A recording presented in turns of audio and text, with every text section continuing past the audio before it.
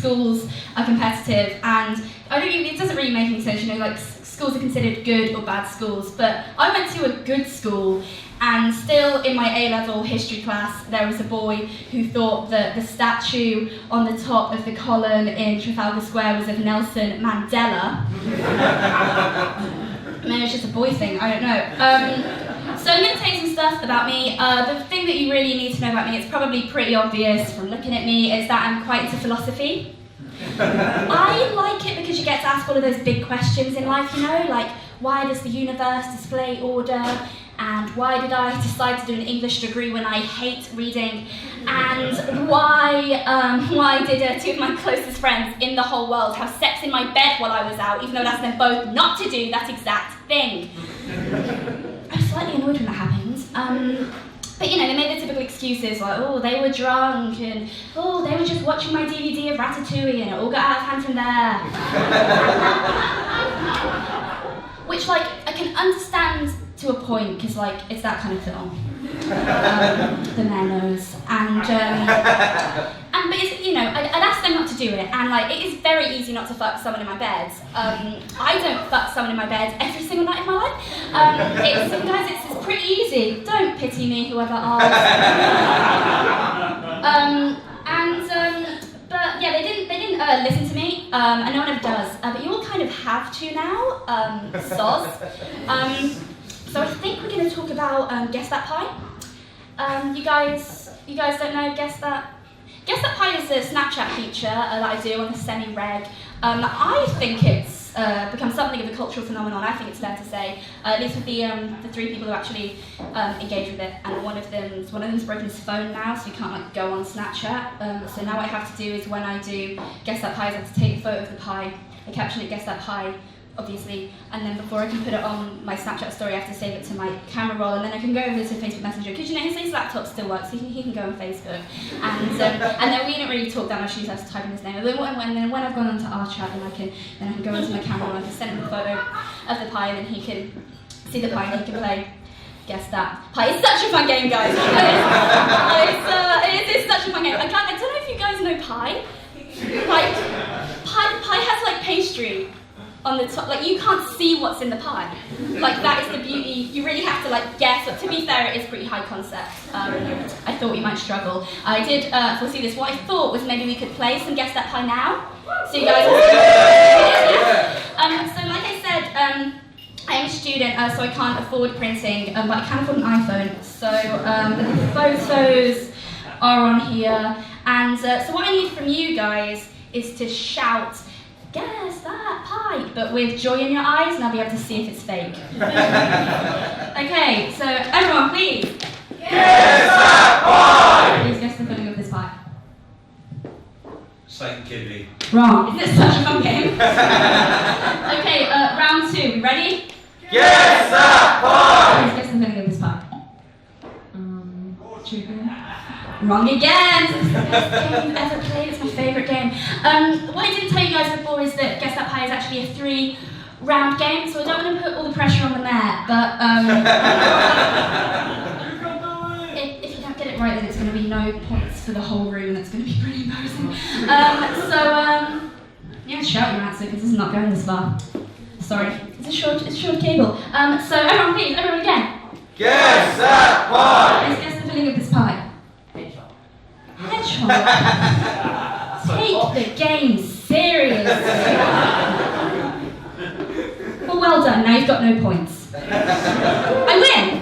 Yeah! Got a pretty good track record of winning this game, I will not lie to you. So, as you might be able to tell from the fact that Guess That Pie exists, I don't have many hobbies. I thought one thing I do though is me and my friend play this game called the Delivery Game. It's really fun. Feel free to play it, but you might have to pay her royalties, I'm not sure. It goes like this. You play against one person, and you send each other photos of Deliveroo drivers when they're out and about. 5 points for a delivery driver, 10 points if they're a girl, because it's rare. 50 points if you get a selfie with a Deliveroo, and this is crucial, you must have their consent. And I learned that the hard way. It's really good though, and first to 500 points gets to slap the other one in their stupid face. And like, I don't want to like hedge my bets, but I am winning at the moment, and I'm really excited about it because I really can't just wait to slap her in the face because I'm still pretty mad that she accepts my bed. So I quite like comedy, but my one kind of gripe with comedy is that comedians tend to target the same groups of people that they're going to make fun of. So kind of groups like is kind of, you know, like the far right politicians, far right politicians, and people who clap when the plane lands. They get a lot of hate. I feel like it's a bit unfair because I don't know about you guys, but I feel like I really like people who clap when the plane lands. No? I feel like the only person I would ever be able to marry is someone who claps when the plane lands, because these are the people with the lowest standards of anyone on the planet. You know, these are people who pay hundreds, if not £1,000 for just a mode of transport, and when that journey doesn't end with them plummeting into the sea in a world of fire and terror and screaming and crying, they're like, Jesus Christ, excellent service, oh my God. Like, imagine going on a date with one of these people. You could just do whatever you wanted, they would not care. You could turn up 2 hours late with no explanation why, berate them with racial slurs that don't correspond to their ethnicity, kick them in the shin, spit in their food, and they'd still be like, oh, we didn't get mugged on the way home from the restaurant, please have my babies. So my kind of guy, really. Obviously I'm joking, I don't treat people like that. Obviously I berate people with racial slurs that do correspond to their ethnicity. You know, like silly sausage for a German person, stuff like that. But yeah, not really getting much action in the boudoir. And I think it's mainly because, well, I think it's partly because on the first date I ever went on, the guy told me that he felt like he could murder people with little or no remorse. Kind of put me off the whole thing, because he was deadly serious. And but I think it's mainly because I kind of dress like this all the time, and it's quite rare that you find a guy who's into girls that just look like sexually repressed World War II evacuees. So if any of you do clap when the plane lands, let me know. And the next thing I'm going to do is me and Sharon, who are on later. Sharon's on later. She's over there. Are doing an Edinburgh show, and at the end of the Edinburgh show we're going to have written sets for each other to do. So Sharon's written the last bit I'm going to do, and I haven't seen this before, she just gave this to me, so she's going to do it, okay? We'll see what you guys think. Okay,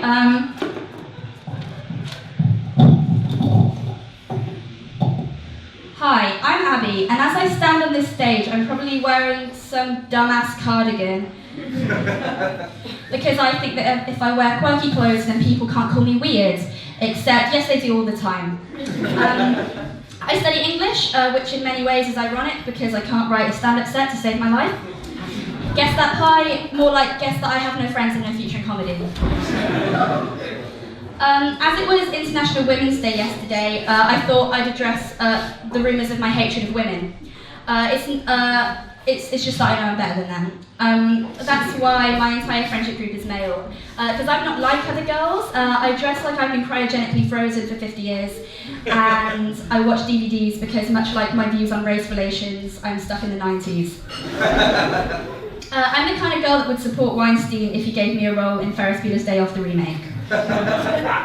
I'm a feminist, so let me rephrase that. I'm a whiny bitch who wants to ruin things for other women. I don't yet realise that we have a sweet deal in that we can just stay at home all day long drinking, which of course benefits me because I've convinced myself that wine is a personality trait. Buy me wine and I'm yours for the night. Looking at you, the mayor.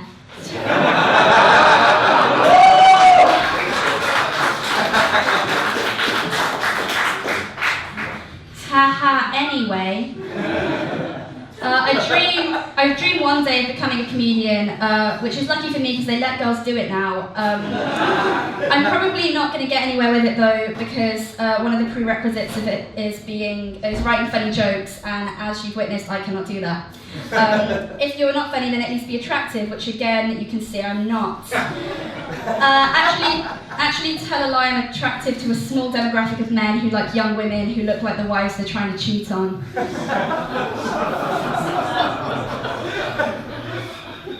In the spirit of Guess That Pie, a game I like to force my audiences to play, I've come up with a fun little game. I'm a student, so I can't afford printing, and I also can't afford any up-to-date clothes. It's called Estimate That Cake. She said she sent me a picture of the cake. Okay, they really hate Estimate That Cake. Oh, you caused them. Sean, look what you've done. Okay, nah. Estimate that cake. What, pound-wise? Like flavour-wise. Vanilla. Wrong. This is an Abbie cake. In it are the following items. 1, self-hatred. 2, narrow-minded worldview. 3, cardigans that make me look like an alcoholic. I'm single. What? I know, right? I apply eyeliner like a drunk toddler, tell jokes that would make even the most sexist of men in shady pubs laugh, and have the oh so sweet addiction to 80s films that makes me feel superior to my peers. I really can offer it all. I'm tired of being single though, so I've decided to sign up for a dating app. It's called Lonely Phonies, a dating app for fake-ass bitches. I've written an ad, tell me if you like it. Hi, I'm Abbie. I can quote the entirety of Ferris Bueller's Day Off and will do, especially at inappropriate times. I like long walks at the bar, rainy days, and wine. I want a straight white male with floppy brown hair, preferably a Tory so we can have lots of hate sex. I don't want the following. 1, reasonable people who tell me things I need to hear. 2, people who haven't seen every film made in the 80s at least 3 times. 4, people who have up-to-date fashion sense. 5, boys. So there you have it, folks. That's pretty much me. If you're single and devoid of a personality outside of outdated movie references, then hit me up so we can have weird retro sex. Except not really, because I'm more sexually repressed than Winnie the Pooh. So thanks, everyone. That's been me. Thank you so much.